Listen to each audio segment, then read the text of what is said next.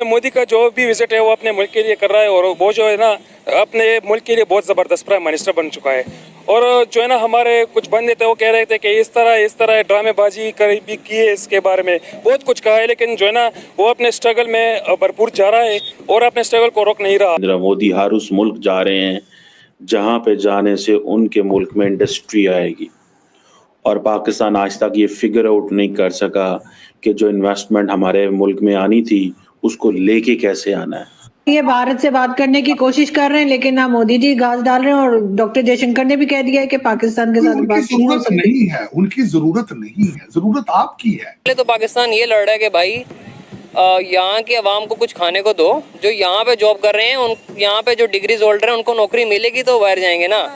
तो जो बाहर जा रहा है पाकिस्तानी, वो जब यहाँ से बाहर जाता है पहले तो उसको वीजा ही नहीं मिलता। आपके फंड आएंगे, आप दुनिया से मांगेंगे, यूनाइटेड नेशंस को कहेंगे एम पाक्स आ गया भाई बचाओ हमें, और पैसा सब लंदन और दुबई में जाएगा। जो कि माजी के अंदर आपने सैलाब हो, जलजला हो, आपने खुल के लूटा है दुनिया को, लेकिन वो पाकिस्तान में पैसा नहीं आया। उससे कि मोदी साहब ये अब देखें, ये फायदा जब किसी से लेना होता है ये कहना तो चाहिए ना। कहते जी सिंगापुर जो है वो हमारे लिए एक पार्टनर नहीं है, एक इंस्पिरेशन है। दहशतगर्दी भी बेचते रहे हैं और अब भिखारी बन चुके हैं। दुनिया डर रही है आपसे, घबरा रही है आपसे कि आप जहां जाते हैं मांगते हैं।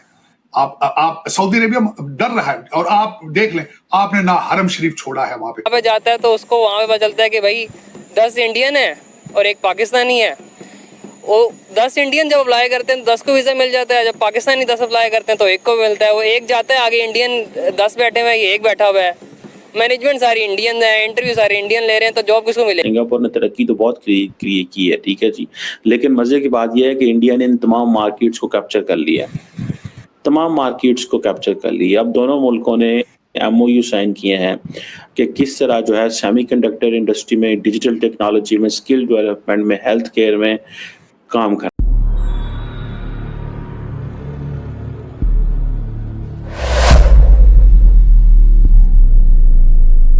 उस मुल्क जा रहे हैं जहां पे जाने से उनके मुल्क में इंडस्ट्री आएगी, और पाकिस्तान आज तक ये फिगर आउट नहीं कर सका कि जो इन्वेस्टमेंट हमारे मुल्क में आनी थी उसको लेके कैसे आना है।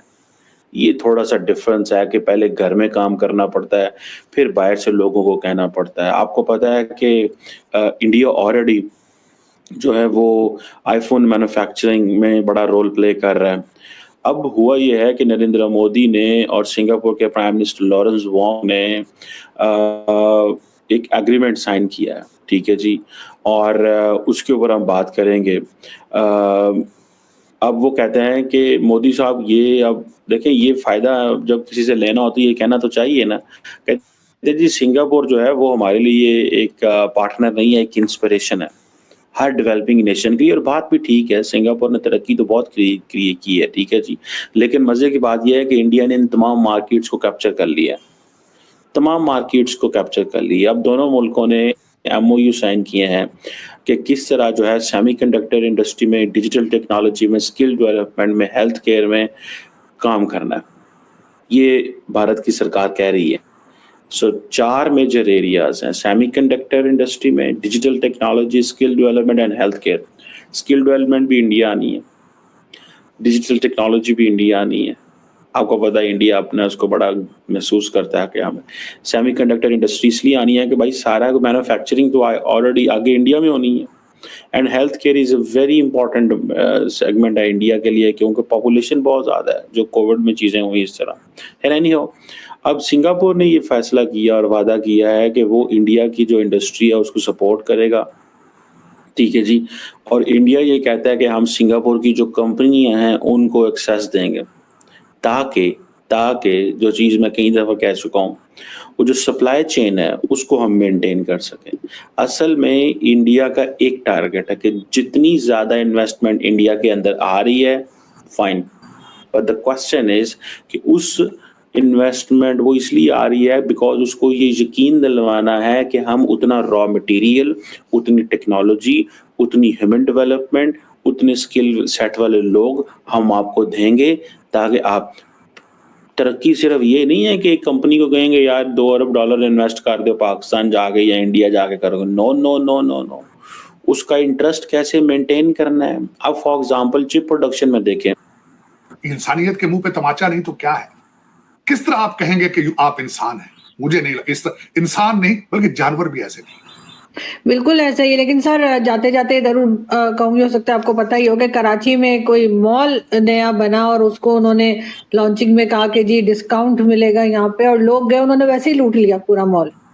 और अब एक तमाशा जो है वो लगा हुआ है इस वक्त सोशल मीडिया पे, सभी मजाक उड़ा रहे हैं भारत से भी और यहाँ से। क्या होना है आरजू? मैं वॉशिंगटन डीसी में बैठ के हमेशा मैं कहता हूँ मैं जख्मी हूँ। आप तो उस मॉल की बात कर रहे हैं। आपने जब ये स्टैम्पीड की बात की है पिछले दिन, अगले दिन मुझे एक वीडियो मेरे सामने से गुजरी है तो मुझे बहुत नफरत हुई है। पीछे से फैसल मस्जिद नजर आ रही है, सामने किसी जुलूस में एक बच्ची को हाथ लगाने के लिए स्टैम्पीड हो रही है, उसको टच करने के लिए पाकिस्तान, इस्लामी जमहूरिया पाकिस्तान। क्यों होता है ऐसे? क्योंकि अदालतें सियासी है, अदालतें सिर्फ पीटीआई की है और कोई फैसला नहीं, किसी के लिए कोई ना थाना है ना जेल है। आपकी सबसे बड़ी अचीवमेंट ये है कि आपने 7 स्टार जेल बनाई है, डयाला जेल, जहां राने भी पकती हैं, एक्सरसाइज भी होती है, डेली मुशायरे हो रहे हैं, डेली लतीफे भी, दरबार सजता है डेली बेसिस पे, और वहीं से बैठ के 140 आर्टिकल लिखा गया है, वहीं से बैठ के अंदर से हर चीज आपकी हो रही है। सिर्फ आपकी अचीवमेंट ये है, आपने 7 स्टार जेल बनाई है पाकिस्तान में, इसके अलावा कुछ भी नहीं बनाया। दहशतगर्दी भी बेचते रहे हैं और अब भिखारी बन चुके हैं। दुनिया डर रही है आपसे, घबरा रही है आपसे कि आप जहां जाते हैं मांगते हैं। आप सऊदी अरेबिया डर रहा है, और आप देख लें, आपने ना हरम शरीफ छोड़ा है वहां पे। अगले दिन आपका पीटीआई का एक लौटाना पड़ा वहां, उसने अफसोस के साथ कहा, हरम के ऊपर उसने पीटीआई का पोस्टर रख के वीडियो बनाई, उसको पकड़ा गया है, वो फिर छोड़ दिया गया है। पता नहीं क्यों छोड़ दिया गया है, क्या वजह है? आपने हरम को भी नहीं छोड़ा यार, उसके ऊपर भी पीटीआई रख दी जाके आपने। कुछ मैं वैसे मैं इतना धार्मिक नहीं हूं, लेकिन ये कि रिस्पेक्ट, यही है कि एक मजहब को आपने दुकान बना दिया है, गलत किया है, और गलत, बहुत गलत है, बहुत। लेकिन चले, वो तो एक छोटी सी बात है। लेकिन जो 3 मसले मैंने आज डिस्कस करने थे, मैं शर्मिंदा हूं इस चीजों पे कि आज भी मैं अभी 1947 पे रोता हूं रोज बैठ के, लेकिन आप रोजाना 1947 करते हैं। आज आप बांग्लादेश के हिंदुओं को मार रहे हैं, आप कि वो हिंदू हैं वो। आज आप पंजाबी होने पे मार रहे हैं।